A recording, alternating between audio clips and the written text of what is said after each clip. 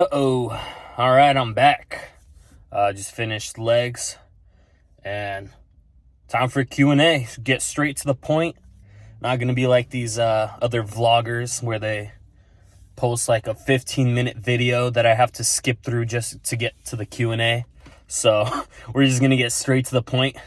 I'm going to answer all the ones that I posted on my Instagram. So if you're not following me on Insta, it's Willsauce, I think, or Willsauce, whatever. I'll link it in the description. All right, this is going to be kind of tough because I'm recording on my phone and the questions are on my phone. So I'm going to just read the question, memorize it, and then I'll come back to the camera. All right. Did you guys notice something different? How was that ad you just watched? If you have an ad blocker on right now, turn that garbage off and restart the video. Let me make my 35 cents of ad revenue. So, yeah, I just got monetized.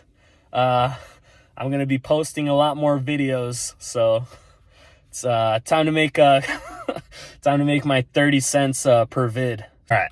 First question is, do you eat Rice Krispie treats before the gym? No. I used to. If you guys watched my videos, you saw that giant Rice Krispie treat box. I still have that, but I got a new coach, and currently on my meal plan there are no Rice Krispie treats. But if you wanted to, I think that's a great way to get simple carbs right before the gym. So if you want something to spike your insulin pre or post workout, Rice Krispies are a good choice. Some people say, not some people, we know who he is, Nerd Coach, suggests that you guys eat cereal bars. Not the same thing. So rice and wheat are going to digest differently. If you want to fart like a maniac at the gym, then sure, eat your Cinnamon Toast Crunch bar.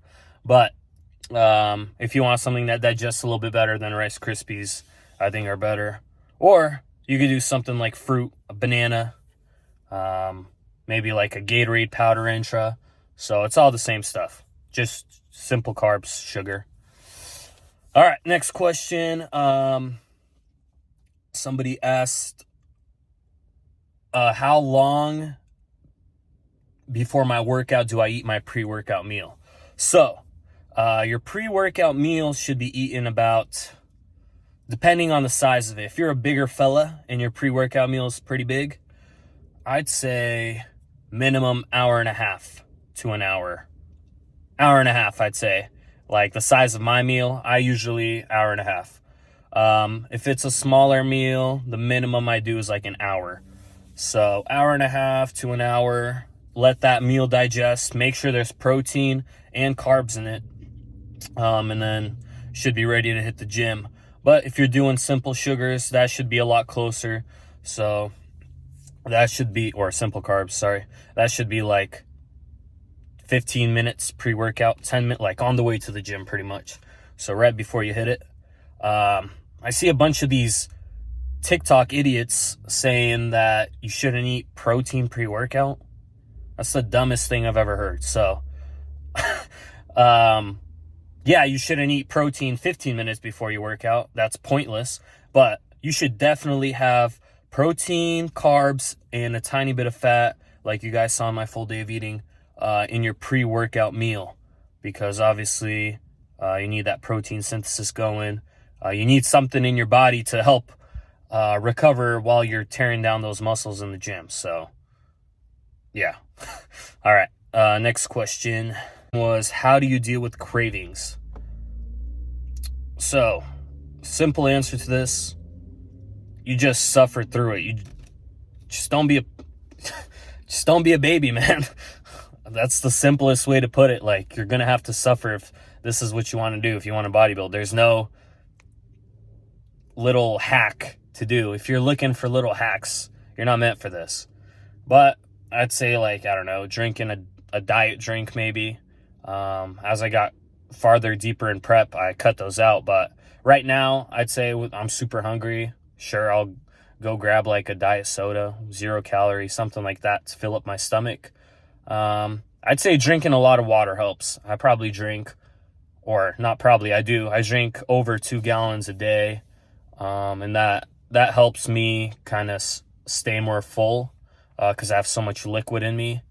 It does bloat you, so be careful with that. But yeah, I'd say if you really struggle with cravings, try like diet drinks or I don't know. Anyways, moving on. This guy also asked, what is my favorite cardio? So favorite cardio, fat burning wise, that I see the most results from would be the Stairmaster. Is that my favorite? No. I'd say my favorite is probably incline walk on the treadmill. It's the least, like I like the seated bike just because I have one at home, but a lot of times like it just puts strain on my legs. Like my quads get really pumped from it, or like my legs will start burning. Something like a treadmill walk is just, it feels good. It feels good on the legs. So I like in prep, I like the Stairmaster, but currently I either like to walk outside or walk on the treadmill. Have you ever done any powerlifting? No. No powerlifting. So, I mean, when I first started, I did do like flat barbell bench. I've never done, did I do deadlifts? Maybe for the first few months I did deadlifts every so often.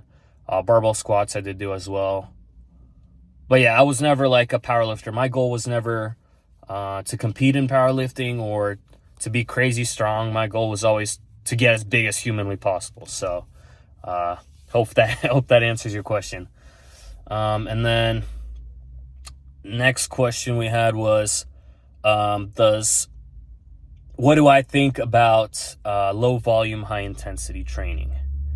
Yeah, I like it. That's kind of what I do. I do a mix of both. So I do a mix of, like, if you guys watch my training videos, I only really do 2 to 3 real working sets for like a heavy movement, and just I go pretty heavy. I mean, my rep range isn't crazy. Like if I'm going super heavy, like top sets on compound movements, my goal is like 6 to 8 reps on those.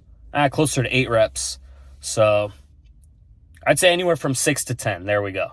So that's kind of my goal on the heavier. But also, when I finish at the end of my workouts, I kind of try and get maybe one exercise where it's kind of moderate weight, but I go higher reps and really try to get blood in there, really pump up the muscle. So I believe personally that you need a mix of both, and kind of figure out what works for you. So some people respond better to high volume. Some people respond better to lower volume. So you kind of have to try both and figure out what works for you. Example of this, Jay Cutler. He does crazy volume, high volume, versus like Dorian Yates, lower volume, high intensity. So both massive dudes, but completely different training styles. So there isn't a right answer like these TikTok kids think. There is no secret workout program. There's no training split. So don't stop messaging me. Stop asking me what the best split is, or is this a good split? Dude, just do it. And then if it works for you, then good, keep doing it. If it doesn't work, then figure it out, change something. So yeah, that's what I got to say about that. How many rest days should I do every week? So that's a good question. I think a lot of beginners, they do too much and they don't do enough rest days. And I was one of those people. I remember I always trained 6 days a week, Sunday off, no matter what. That was always the thing when I first started. And then I remember I hired my first coach, and he'd put 2 rest days on my plan, and I was like, what the heck? How am I going to get big? And I literally texted him. I was like, dude, why are there two rest days on my plan? Like, are you serious?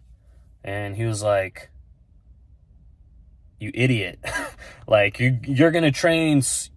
If you're training properly, like, you grow when you rest. So when you're going to the gym, you're constantly tearing down your muscles. How are you going to recover if you're not taking a rest day? And it's not just, a lot of people don't think about this. It's not just muscle that's recovering. You have your central nervous system. You have all these other hormones that need to recover. They need a break. So if you're constantly stressing your body, like, your cortisol is going to be high. It's just things that newbies don't think about, don't know about. So I'd say anywhere from 2 to 3 rest days would probably be the best, actually, to grow.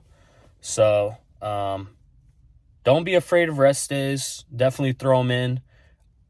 I 100% guarantee if you're training hard, 1 rest day is not enough.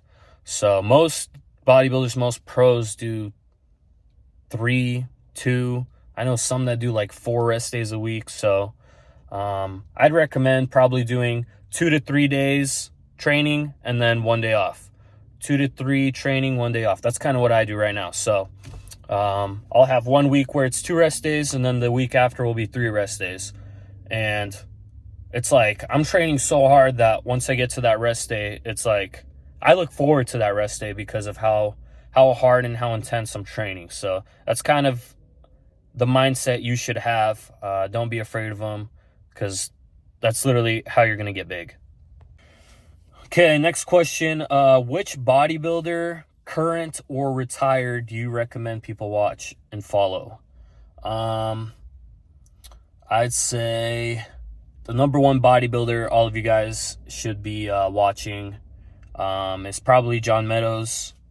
Most of you probably have never even heard of him if you're younger, but he passed away. But he's probably the best source of information you'll ever get. So I'm surprised he gave so much for free. So if you want to learn how to be a bodybuilder, how to get big, how to properly train, how to properly eat, go watch John Meadows.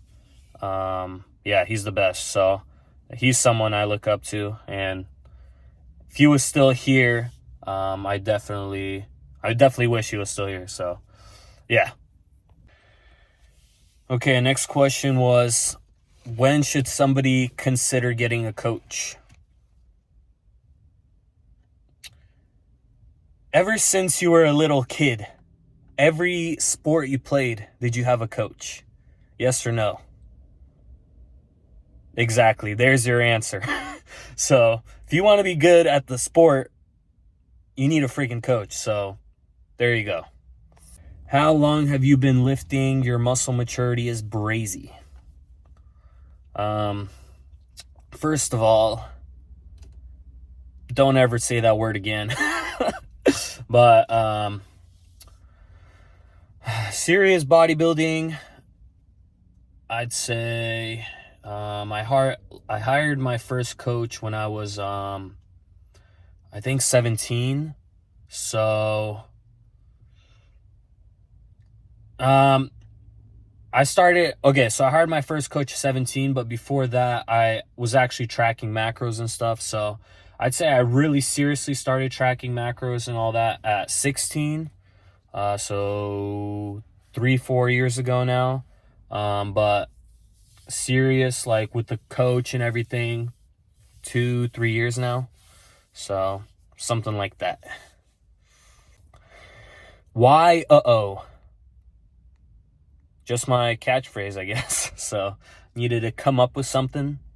When one of my buddies, he was like, you should have a little catchphrase. So yeah, mine's And also, actually, my first like TikTok that kind of really blew up was me saying and then yeah, so that's kind of the story behind that. All right, a few more questions and then I'll wrap this up. Somebody asked, why did I start lifting? So I started lifting because I started lifting before it was popular, before it was a trend. So I'm one of the OGs, one of the real ones. I started lifting because I was always a skinny kid. So in high school, I think freshman year, I was like 130s, 140s. So I was a tiny kid.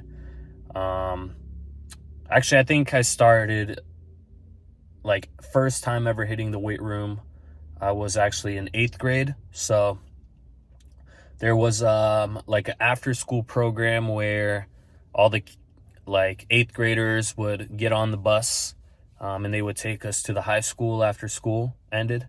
And there was like a 40-minute weight room training thing. And it was just like they opened the weight room and you could go hit it. And I remember the first day I went, there were kids that like laughed at me. They're like, what are you doing here, bro? But yeah, so that's kind of where I started. I went there. It was open 3 days a week, and I went every single time. That's where I started. That's where I fell in love with it. So I started just because I was a skinny kid, and the first day I went in there, I remember I did bench press and like dumbbell curls, and I remember I like barely benched the bar. So that's where it all started, and it feels good knowing that you know, I did this not because it was cool or because everybody else was doing it. And I feel like that's kind of how it is now. A lot of you lift just because it's a trend, which hopefully dies off soon because it's kind of annoying. Yeah. But yeah, that's how I started. When is your next show? So my next show will probably be, I have no idea. I don't have a show planned. So I'm going to try to put on as much size as possible with this new coach. And then he's going to tell me when he thinks I'm ready for a show. So there's no need to rush. Too many people rush these days. They're never ready. All these influencers, they do shows and they look exactly the same. They do like 3-month bulk and then cut. Stupid. It takes a lot of time to build muscle. So your bulks should not be 3 to 6 months. They should be a year, 2 years. If you really want to make a big improvement. Sure, if you're like right on the line where you're super close and you're placing like top 3 at nationals, you're 1 place away from your pro card. Yeah, maybe 6 months will help you improve enough to go pro. But if you have a good amount of ways to go, you should be taking years to put on size. Yeah. And then somebody asked, thoughts on Sam Sulek? I like Sam. I think he's cool. I've talked to him before. I like that he, shows you guys how to lift hard, heavy. I think that's important. But I think too many people, he kind of turned like, ever since he blew up, it's like, it kind of turned cringy. Like he's too mainstream now. He's like the new We Go Gym. So it's just too many kids just idolize him and follow everything he says. And like, they're just too obsessed with him. Like, it's just like, yeah, he knows how to train, but I don't know. It's just like, there's so much information out there, and just listening to one guy and getting all your information from him and thinking that everything that he does is going to get you the same physique is just a stupid way to think. And I hate to break it to you guys, but none of you are ever going to look like him. Not a single one of you that's watching. So just because whatever he's doing is working for him does not mean it's going to work for you. So I think he's a sick dude. I'd love to lift with him one day, meet him in person. But yeah, I wouldn't try and copy everything he does. But I think his information, a lot of his training information is great. All right, last 3 questions. Cause I don't know how long this video is going to be, but these are the last 3. You guys asked a lot of questions, so maybe I'll do a part 2 if you guys like this and if kind of blows up. So if you like this, leave a comment, and then let's do the next one. I'll do YouTube comments. So comment down below if you have questions for future Q&A. And yeah, so last 3. The first one, somebody asked, how can you improve your gut, and like what's my gut digestion protocol? So that's something that's really important, people don't think about. The most important thing is choosing foods that will digest well, first and foremost, the easiest answer to that. So find what you can digest. Not everybody can digest the same food. Some people have trouble with like egg whites or chicken, or like even like clean foods will give some people issues. So like potatoes, I know, oats. So if you find that you get really bloated and gassy and you're having issues, cut that food out. Simple as that. The second thing is there's a few supplements you can take that I take personally. I take a probiotic before bed, and then digestive enzymes with my meals. So that's really important. And then I take a GI plus fasted in the morning with L-glutamine. So that's kind of the secret. L-glutamine helps repair your gut lining. So if you're having gut issues currently, try drinking 10 to 15 grams L-glutamine fasted in the morning as soon as you wake up, and like 15 to 30 minutes before you eat your first meal. Do that for a few weeks, for a few months, and that should definitely help your digestion. But most important is your diet, so clean that up. What's your favorite cereal? So I know it's a meme now, but I actually used to eat post-workout cereal. So it kind of pisses me off that it became like Sam's thing or whatever, because popular thing, but literally I was doing that for years. It's literally just a simple sugar. Personally, I wouldn't do it pre-workout. I think it's better post-workout. But when I did do cereal, I always did a rice-based. So look at the ingredients, make sure it's like rice and sugar. Wheat, again, like I said, for most people, it doesn't digest too well. So don't do like Cinnamon Toast Crunch and Reese's Puffs, like corn, like nah. So I would do rotation: Cocoa Pebbles, Fruity Pebbles, Cocoa Pebbles, Fruity Pebbles, Frosted Crispy, cinnamon Rice Krispie. That's the best one. So if you can find that one slaps. And then I think the other one I would do occasionally was Special K. So that one was rice, I think mixed with it might have been mixed with a little bit of wheat. So, but that one never gave me issues. I like that one too. And then I did do Cheerios sometimes, which is made out of oatmeal. So Cheerios are a good option. But yeah, but my favorite actual like cereal, man, that's a tough one. I love cereal, so I'll do a top 3. No, I have a favorite. Apple Pie Cinnamon Toast Crunch. That is the best cereal ever. So if you can find that, I think it's around like Christmas time that one comes out. That one's insane. So I love that flavor. Apple Pie Cinnamon Toast Crunch. Yeah, obviously I don't eat that now, but back in the day, I used to munch on that stuff. And then the last question, what is my favorite cheat meal / dessert? So pretty much I'm a sweet tooth type of guy. So I don't ever really do cheat meals. I don't have any on my plan right now, but if I do ever get a cheat meal, I'll usually play it safe and get like sushi or like a burger and fries. But I love sweets, and everybody knows, if you're a real Willsauce fan, you know I love donuts. So I love donuts. So nothing beats some freaking donuts.